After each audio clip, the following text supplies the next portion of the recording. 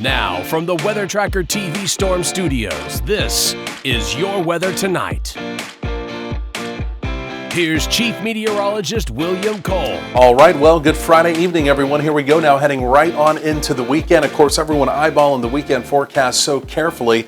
I can tell you, I think you're going to like my forecast for the weekend. I think you're going to like my forecast for next week as well. But I can tell you about 9 or 10 days on down the road, could be a little bit of cold air looming. And there also could be some rain and precipitation chances looming as well. We'll talk about that coming up, but of course, in the meantime, a full rundown of that weekend forecast. But let's go and start here. This would be your Friday evening. And of course, Friday evenings, we don't do the normal planner. We do the late night planner for those of you that are maybe stepping out a little bit later this evening. Again, temperatures through the 40s, winds pretty light, we are dry, but again, that winter coat will definitely feel good, again, for any kind of plans this evening. So actual high temperatures today, we did make it officially at DFW to 60 degrees, right on the nose, a few mid-60s in our southern counties, but a little bit chillier off to the north. Look at Paris today.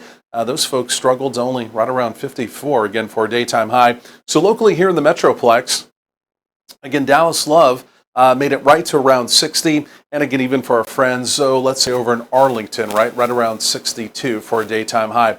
So locally here across North Texas, the radar is completely quiet. Even around the region, generally speaking, it's relatively quiet. I say relatively because look down in the Houston area.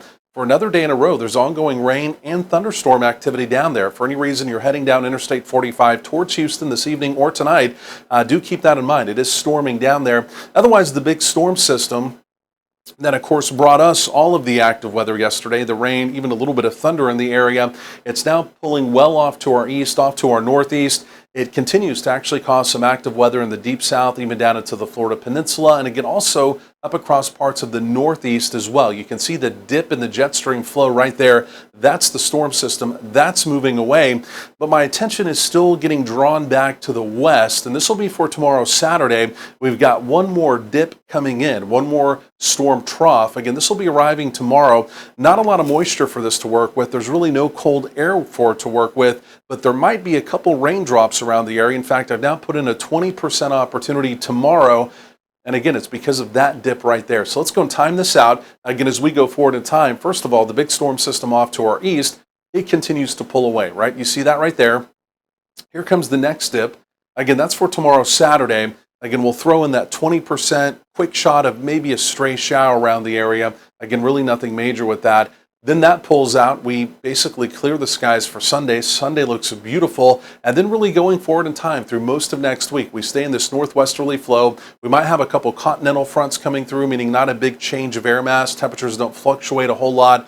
We're basically dry through most of next week. And then we may have a real deal powerhouse Pacific storm system coming in towards the end of this upcoming week, towards the following weekend.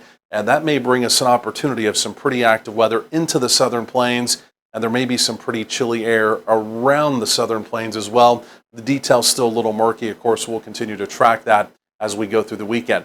So the opportunity of active weather, at least through the rest of the evening, again, you can see well down in the deep south, right? So really in the neighborhood, so to speak, really just not much going on around here. Severe weather opportunity over there.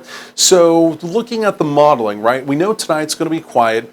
We know really as we go through tomorrow morning it's going to be quiet, but it's going to be later in the day. Take a look at this here. Again, the model just giving us a few signals. You see a few little blips of green showing up there. That again, could we have a stray shower around again as our next little boundary moves through? Again, the bottom line, it's not impossible. I would not expect much. Again, a stray shower here or there, that 20% opportunity. But again, by and large, that's basically it. Otherwise, rainfall projections, this will be over the next 5 days. Again, you can see by and large, the southern plains, and we're basically dry. It's going to be again until that following weekend. So overnight tonight, lows here generally in the 40s. Again, it's going to be a chilly night. We're basically dry. Again, for tomorrow, temperatures still right up around 70, a pretty mild day. Again, a very isolated shower, simply put, just can't be ruled out. And then as we go through Saturday night, early Sunday morning, some upper 30s, some lower to mid 40s. So we get another pretty chilly night overall. And then as we go through your Sunday, again, temperatures around 70. Sunday really appears to be the pick day of the entire weekend. So going forward in time, again, the weekend looking good. And then as we get into next week, take a look at this here. Similar story, temperatures from the 60s into the 70s. There's that next opportunity of rain and storms, again, by the following weekend. More coming up.